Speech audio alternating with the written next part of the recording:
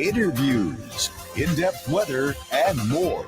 It's Terry Henney and his Farm Show on 100.5 and 790 News Radio WSGW and online WSGW.com.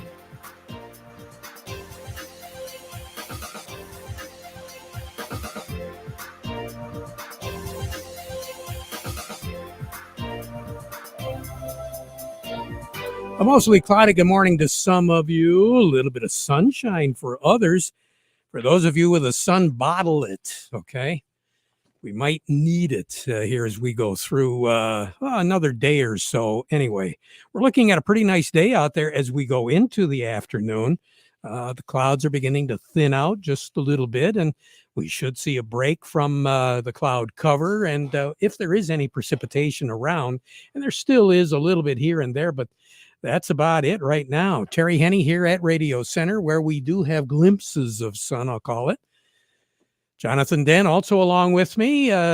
John started off this morning a little wet. Yeah, I was surprised to see just how wet it was. I knew we were expecting a few showers here and there, but got a little bit more than I was expecting. I was really surprised. I had had some amounts given to me by farmers around the area, 0.3, quarter of an inch. Really? I had a little bit better than 0.2, about a quarter of an inch out the back 40 in Richville. Looking at precipitation amounts, northern Michigan not seeing much of anything at all, maybe a trace, about 5/100ths of an inch in the Alger area, but White Lake down by the 96-23 quarter down there, 0.9 Really? of an inch. Ann Arbor had almost an inch of rain. Adrian looking at a 0.5 inch. Detroit at Metro Airport, 86/100ths, which is probably the reason why the Tigers had to hold that game off. Yep. So they're going to be playing the rest of it here. What, about 1 o'clock or so? I think it starts at 1:10. Yeah. So. And then the next game. So kind of a unofficial doubleheader. Yeah. Today for those. It'll be a fun afternoon here on 790. I think so. Flint at Bishop Airport looking at about 1/3 of an inch. MBS International, 1/4 of an inch there. Taking a look, Auburn area, just a little bit better than a trace. That was it. Huron County looking at Harbor Beach, Port Austin, nothing. Fillion, about 8/100ths of an inch. Bad Axe, 3/100ths of an inch. Tuscola County, a little bit more. Caro looking at less than 1/10 of an inch. A trace in Cass City. Then Vassar looking at about 14-1500ths. It's a little bit better than 1/10 of an inch there. And as I said, you get a little bit closer to the back 40 in Richville. And then in Frankenmuth and around that area, looking at 1/4 of an inch, 3/10. Lexington down in Sanilac County, about 12/100ths of an inch. Shiawassee County, Owasso, 2/10, Durant, 2/10.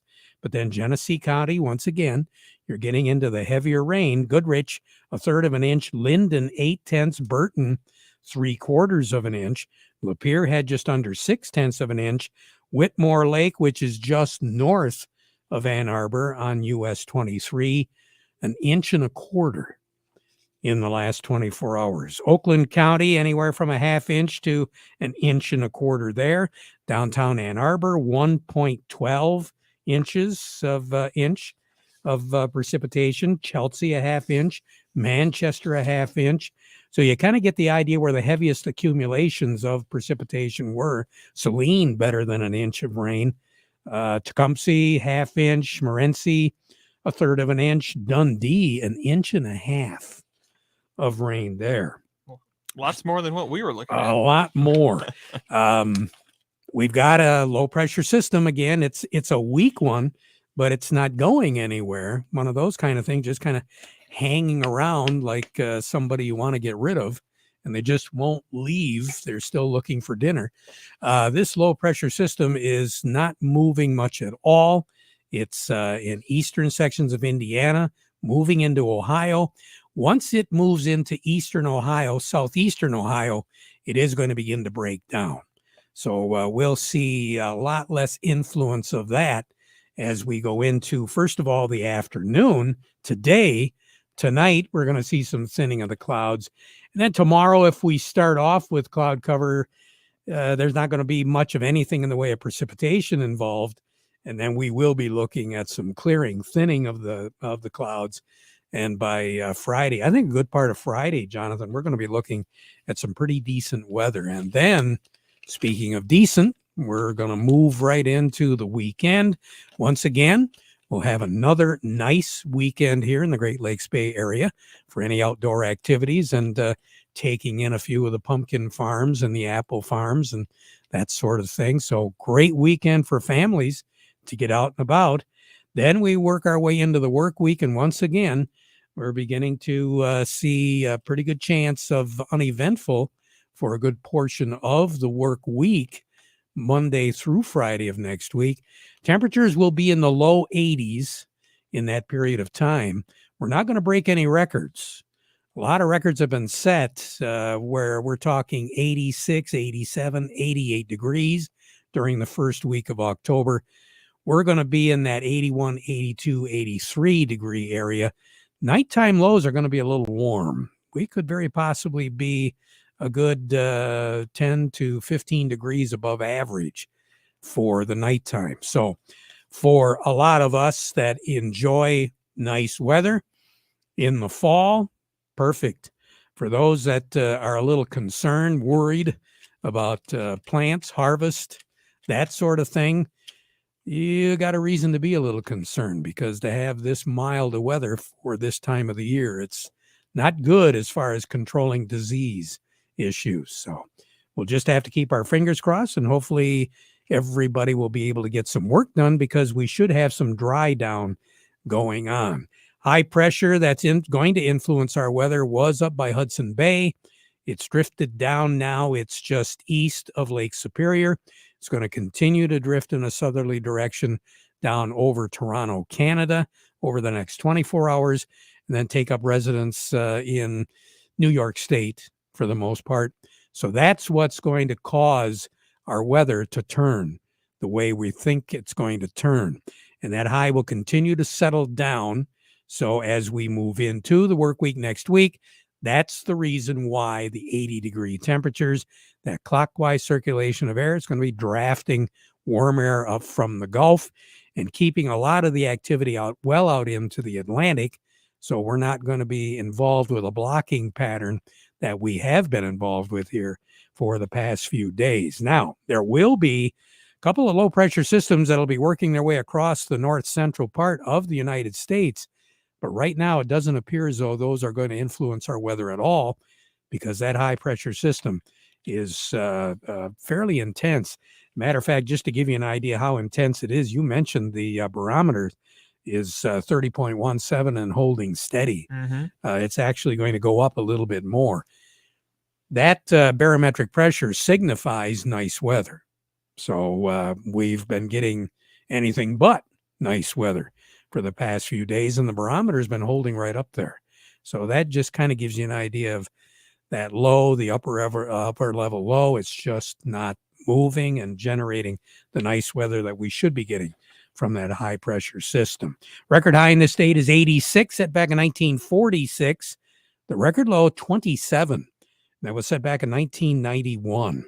A year ago, we continued our cool weather. Our high was 55 and our low was 45. We didn't pick up any precipitation a year ago, but for the month of September, we were close to 2.5 inches of rain, which is pretty close to what's average for this time of the year. Way below that as of right now. We're talking out at MBS International about 1.1 inches for the month of September, and I think that's probably how we're going to finish off. Yeah, we're not expecting a whole lot more here to end the month. No, not at all. And the majority of the precipitation, like it was yesterday, is going to be centered in southern Michigan and the west side of the state. Anything that we do get as we move through the remainder of the day today and into the early morning hours tomorrow morning. More on the weather as we go through the broadcast. Standing by, who do we have? We'll be talking with Melinda Sweeney from the Andersons to start off our market report today. Then we'll head over to Doug Klein from Oppenheimer. All of that's ahead, but first, the weather forecast brought to you by the folks at Nutrien Ag Solutions. Nutrien Ag Solutions has the local expertise to recommend the corn, soybean, and other seed products that are the best fit for your field. Plus, unparalleled agronomic support with products and services to unlock yield potential and improve crop performance from planting to harvest. Ask about our financing options to help you get more from every acre and lead the field. Visit your local Nutrien Ag Solutions branch or go to nutrienagsolutions.com. Say, do you want to unlock the secret to higher yields? If you're applying dry fertilizer, the key to better yield potential is Titan XC. Titan XC is a fertilizer biocatalyst that unlocks and releases the bound up nutrients in granular fertilizer, promoting better root uptake and plant growth. Drive performance this season and beyond. Release more nutrition. Expect better results with Titan XC. For more information, visit lpi.ag/unlock or contact your Nutrien Ag Solutions crop consultant today. Farm Service brought to you today by the folks at Weiss Equipment in Frankenmuth. They've got those Farmall tractors ready to go for you. They're looking for a home that needs some work done. The nice thing about it is no matter what you need done, there's a Farmall tractor out there to fit the need that you have. And it's the job of the folks at Weiss Equipment in Frankenmuth to get the job done right by choosing that right Farmall tractor, and they can help you with that. Anywhere from the value-packed Farmall A Series to the Deluxe Compact Farmall C and C Series with cabs. They can help you out. The tractor does it all, so no matter what you're doing, Can Do comes in red, and it's called Farmall. Stop by Weiss Equipment in Frankenmuth and get it taken care of today. Weiss Equipment, doing it right longer. Speaking of equipment, Jonathan, before we get to Melinda, the soybean harvest equipment field day that was scheduled for tomorrow, I say was, due to wet weather out in the area, in the Yale area where they have that scheduled, they have now pushed it back to next Tuesday. So the 12th annual soybean harvest equipment field day is going to be on Tuesday, October the 3rd from 11:30 to 3:30 out in Yale. So for more information, 269-673-0370. So give them a call. There's no fee or anything, but they kind of want to know as far as planning for food of how many people are going to be coming. And again, this is the second rescheduling that they've had. Really? Indicative of what the weather's been doing to things. Well, it should be pretty clear for them next week. I sure hope so. I sure hope so. Along with us, Melinda Sweeney from the Andersons. Good morning, Melinda. How are you this morning? Good morning. I am good. Hey, how's the markets doing today? The last time I looked, we were kind of trading pretty mixed here. Yeah, we're up 2 on corn, down 5 on beans, and up 2 on wheat. A lot of positioning in front of tomorrow's reports. We have a quarter stocks and small grains report come out tomorrow. All eyes are on that. We also have some pretty violent moves with the energy and macro markets finally stepping into the commodities as they've been moving. We have some strength in the U.S. dollar again, which doesn't help our exports. Some big headlines of China buying Ukrainian corn, 10 to 12 Panamax have been reported for November-December shipment, which typically China is their biggest buyer, but because of what's transpired over the last 2 years, they've kind of taken a step back from there. China's finally stepped back in and bought more shipment, so should mean there's some hopes to clearing up that over there. The biggest thing to watch on tomorrow's quarter stock report for corn is probably the feed and stock use number that they put there. Demand's still struggling, and for soybeans, we're seeing a little bit of nearby resistance to that 1330 to 1350 range. And all eyes will be on if, they tighten the bean stocks more and what happens with South American weather. Yeah. So right now on the board at the Andersons, what do you have? Yeah, right now we have nearby corn at 450. We have new crop corn at 412. December corn at 436. January corn at 456. We have nearby soybeans at 1225. That's our new crop grade. Nearby and new crop beans at 1225. January beans at 1278. New crop 24 beans at 1195. Nearby red wheat at 466. July 24 red wheat at 564, nearby white wheat at 536, and new crop 24 white wheat at 629. Fantastic. Melinda, we appreciate it. You take care. If we don't talk to you before, have a great weekend, okay? All as well. All righty. Melinda Sweeney over at the Andersons. Doug Klein from Oppenheimer standing by here, Jonathan. Yes, indeed. Market report brought to you by the folks at Steiner Tractor. New parts for old tractors made easy. 800-234-3280. Or you can go to Steiner Tractor online. That's steinertractor.com. They do take their job personally at Steiner Tractor. They understand how your life and job both stop if your tractor stops running. So whatever you need, telephone number or the internet, give them a call. Steiner Tractor, new parts for old tractors. And by the folks at the Frankenmuth Credit Union. They do have lines of credit, equipment loans, financing for purchasing land, credit cards, and more. Stop by any of their conveniently located offices today and see how they can become your hometown financial solution. Find out more by going to frankenmuthcu.org. Doug Klein, good morning. Good morning. How are we looking? It's a wild ride once again. Oh boy. Get out the tokens. Yeah, I got it. The stock market was going to go up this morning, and then some news came out about some economic thing, and so it was down this morning, and now it's rallied around, up about 0.5%, 0.75%, 1%, depending on which one you're looking at. It's end of the quarter, so there's a little bit of whitewashing going on in these big portfolios, the mutual funds and the pension funds and all that stuff. They want to look pretty when they print their reports. So some of their losers are getting thrown out with the bathwater, and they're probably buying some of their winners, trying to, like I said, look a little bit prettier. So the food stocks generally are hitting fairly low numbers. The electric utilities are hitting fairly low numbers. A lot of good dividend companies out there. They're kind of trading at their lows for the year. So if somebody's in the market to do some, bottom fishing, if that's still a thing, there might be something out there for you. So, but anyway, meanwhile, here are your numbers. The December corn is $4.85 up 2 cents. March corn is $5.50 a penny. That's up 2 cents.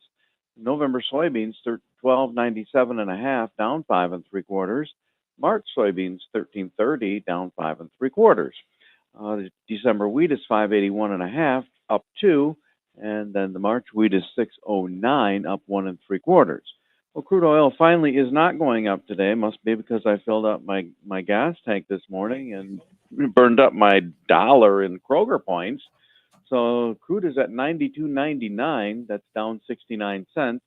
Heating oil is $329.21. That's up 3 cents. Gasoline $251.90, down 3 cents. Petrol gas $292.5, up 2.5 cents. Over to currencies, Canadian dollar. The U.S. dollar buys $1.3479 Canadian. That's down 17 ticks.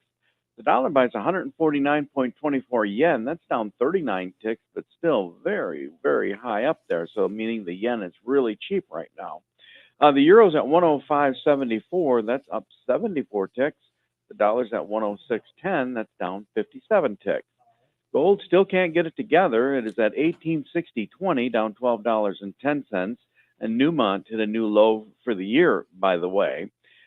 Silver is $22.76, up 4 cents, and platinum's at $904.30, up $17.80. Did you say you had $1 credit? I know, Kroger? right? Wow, that beer must have really been expensive. Well, they don't give you credit for alcohol. Oh, I see. But the ribeyes, oh my God, Yeah, they okay. really add up quick. I hear you. Doug, you take care. Have a great day, all right? You too. Doug Klein over at Oppenheimer. Farm Service brought to you today by the folks at Freeland Bean and Grain. You got any questions? Vic Huffer at Freeland Bean and Grain has answers for you. He's a certified crop advisor, and he's been talking a lot to a lot of folks here this fall because there's a few of you out there want to get some wheat in the ground. Get a hold of Vic for more information. Whatever advice you need, he can help. Serving you since 1983, that's 40 years. Freeland Bean and Grain, where serving you is their business. Take a break, and then who do we have, Jonathan? Well, we'll be talking with Jerry Samolsky from Bay Landscaping and Garden Center right after this. Experience the most reliable RTK signal from PC Ag Solutions, compatible with most GPS receivers. Trade in your old radio or modem and get an affordable subscription through us. We have over 25 base station locations across the Lower Peninsula, and we're always looking to add more to our network.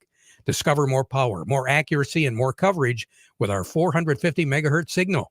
Call us to learn more today. PC Ag Solutions, 989-868-4444. Farm Service brought to you today by the folks at Quality Roasting of Reese, offering competitive, consistent prices for your soybeans. Give them a call for a quote today.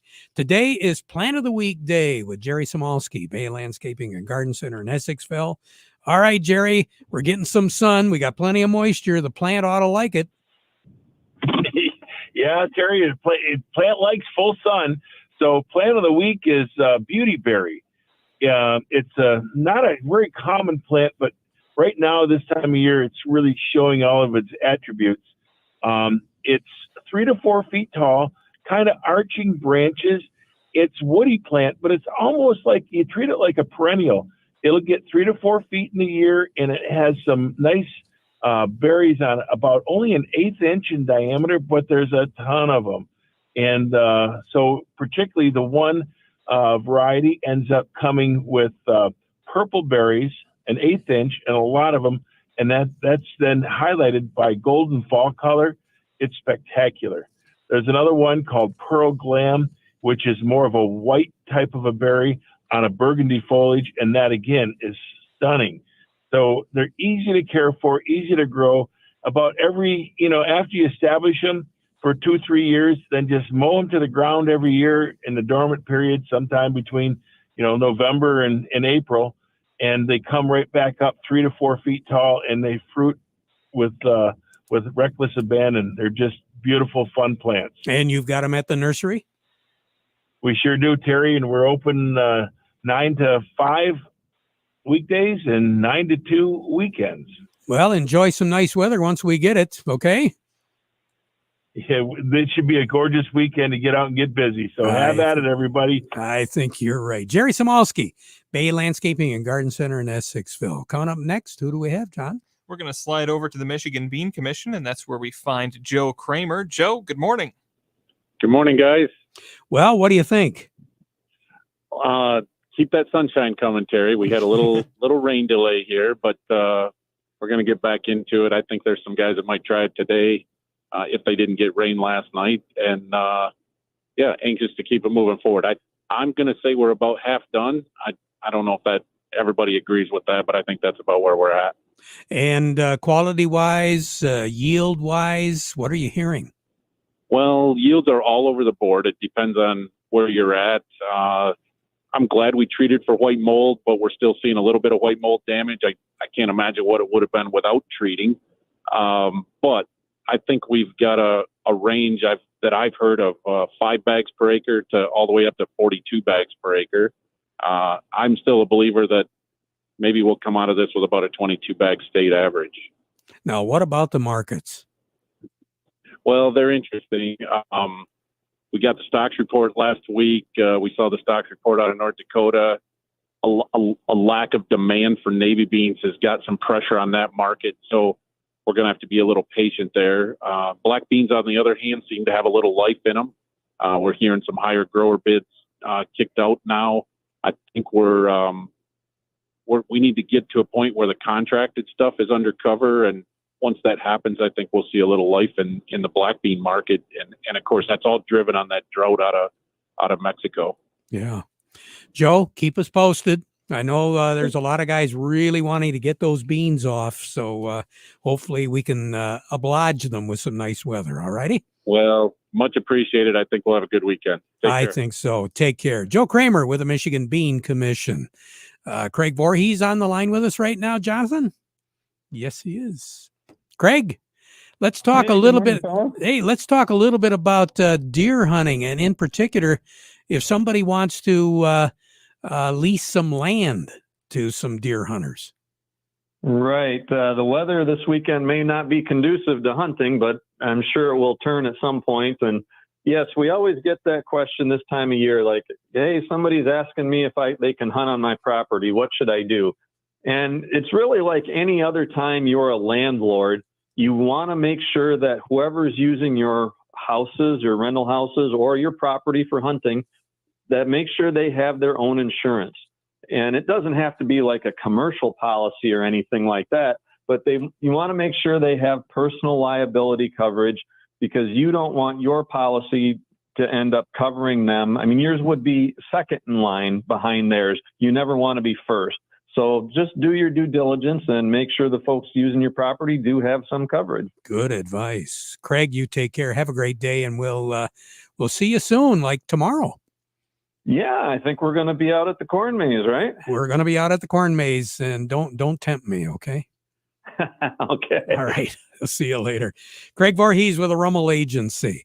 Let's find out what the New York markets are doing, Jonathan. Who we got online today? We are going to head over to Baird & Company and say good morning to Steve Anderson. Steve, good morning. And a very good morning to you guys. What are we looking at, Steve?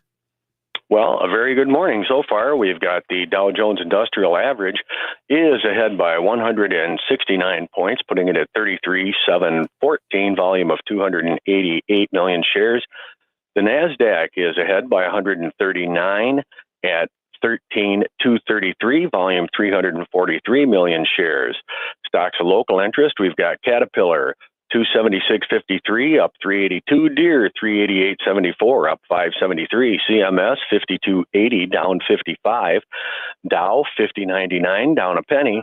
DuPont 74.80, up 133. Corteva 50.92, up 17. GM 33.13, up 78. Trinzio 8.21, up 14.